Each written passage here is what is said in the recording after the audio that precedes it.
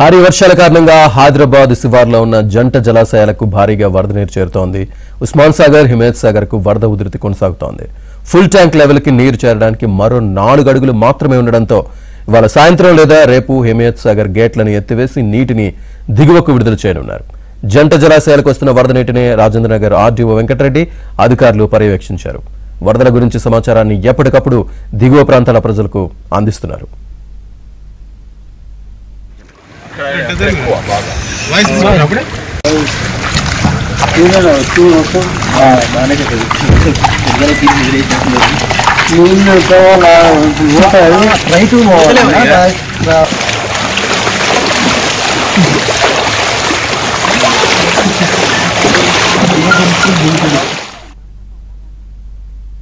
ఉస్మాన్ హిమాయత్ సాగర్ వరద ఉధృతికి సంబంధించి పూర్తి సమాచారాన్ని మా కరెస్పాండెంట్ ప్రవీణ్ అందిస్తారు. ప్రవీణ్.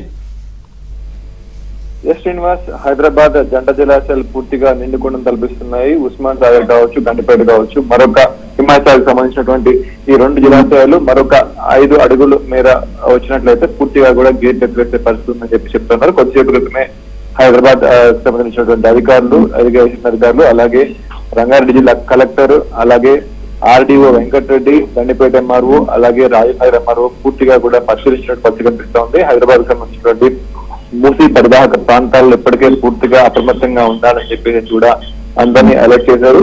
సో పై ఎత్తున కూర్చున్నటువంటి భారీ వర్షాలకి జన్వాడ కావచ్చు, మోహిలా కావచ్చు, శంకర్పల్లి మండలాల్లో కూర్చున్నటువంటి భారీ వర్షాలకి పెద్ద ఎత్తున వరద నీరు వచ్చి చేరుతున్నటువంటి లోతట్టు ప్రాంతాలన్నీ కూడా అప్రమత్తం చేసిన పరిస్థితి కనిపిస్తుంది.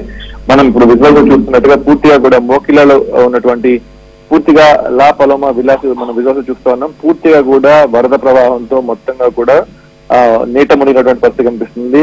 లక్షల్లో ఆస్తి నష్టం జరిగిందని చెప్పేసి ఆ విల్లా వాసులతో కూడా చెప్తా ఉన్నారు.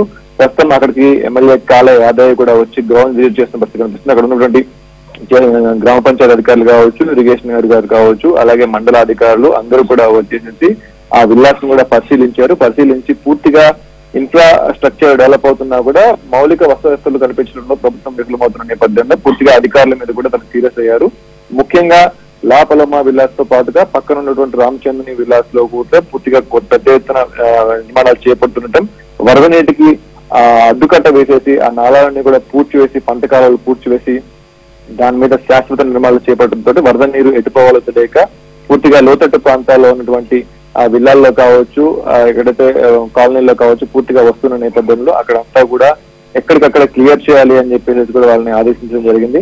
మొత్తంగా కూడా నిన్న రాత్రి కూర్చున్నటువంటి వర్షాలకి పూర్తిగా శంకర్పల్లి మండలంలో ఉన్నటువంటి పంట కాలువలు కావచ్చు, చెరువులు కావచ్చు, కుంటలు కావచ్చు అన్ని కూడా పొంగిపోతున్న పరిస్థితి కనిపిస్తుంది. ఈ రోజు రేపు కూడా పెద్ద ఎత్తున భారీ వర్షాలు ఉన్నాయి. ఆరెంజ్ అలర్ట్ జారీ చేశారు రంగారెడ్డి జిల్లాకి, అలాగే వికారాబాద్ జిల్లాకి కావచ్చు. సో ఈ రోజు సాయంత్రం కూడా భారీ వర్షాలు ఉన్న నేపథ్యంలో ప్రభుత్వ అధికారులందరూ కూడా అప్రమత్తమైపోయారు. జిల్లా కలెక్టర్లు అందరూ కూడా పూర్తిగా గ్రౌండ్ లెవెల్లోనే ఉండి ఎప్పటికప్పుడు పరిస్థితిని సమీక్షిస్తున్న పరిస్థితి కనిపిస్తా ఉంది.